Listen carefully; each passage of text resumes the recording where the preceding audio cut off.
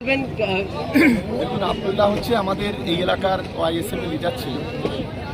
আজকে ওর সঙ্গে যারা ছিল তাদের সঙ্গে নিয়ে আজকের আমাদের দলে যোগদান করলো।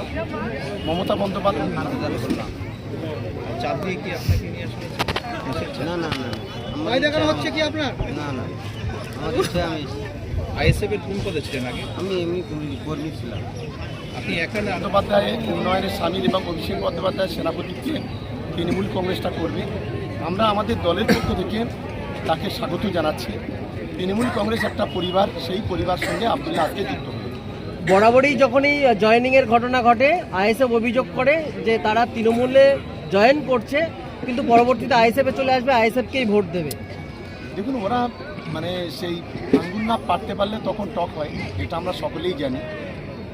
যারা তৃণমূল কংগ্রেসে আসে মমতা বন্দ্যোপাধ্যায়ের উন্নয়নে সামিল হওয়ার জন্য, তারা তৃণমূল কংগ্রেসের পাশে থাকে।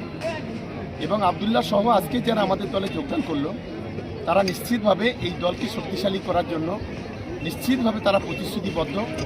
2026-এ সেটা প্রমাণ হবে।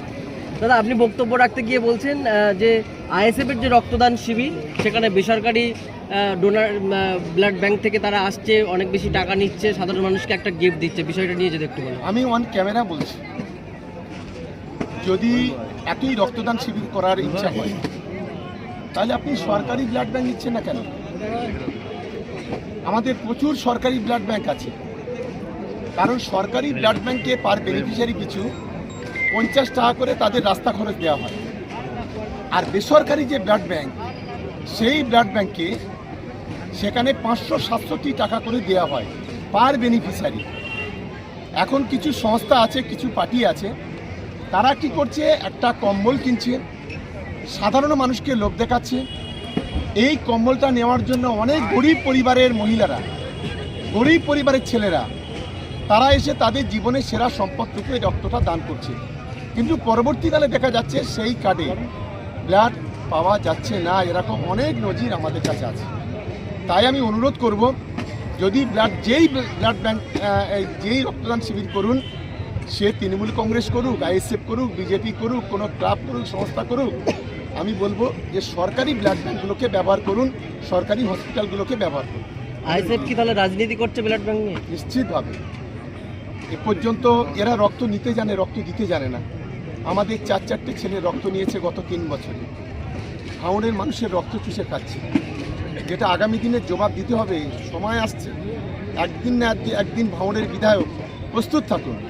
ভাঙড়ের মানুষই একদিন জিজ্ঞাসা করবে, ভাঙড়ের যুব সমাজের একদিন মানুষ জিজ্ঞাসা করবে যে গরিব মানুষের রক্ত নিয়ে যে চিরিমিনি খেলা, এবং বিশেষ করে ভাঙড়ের যে অনুন্নয়ন, এই প্রশ্নটা ভাঙড়ের মানুষের কাছে একদিন জবাবদিহি করতে হবে।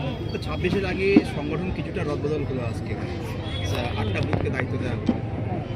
দেখুন, এখানে আমরা তৃণমূল কংগ্রেসের একটা পরিবার, এটা আমাদের অভ্যন্তরীণ বিষয়। কে দায়িত্ব থাকবে, কে দায়িত্বে থাকবে না, সেটা সম্পূর্ণ তৃণমূল কংগ্রেসের বিষয়।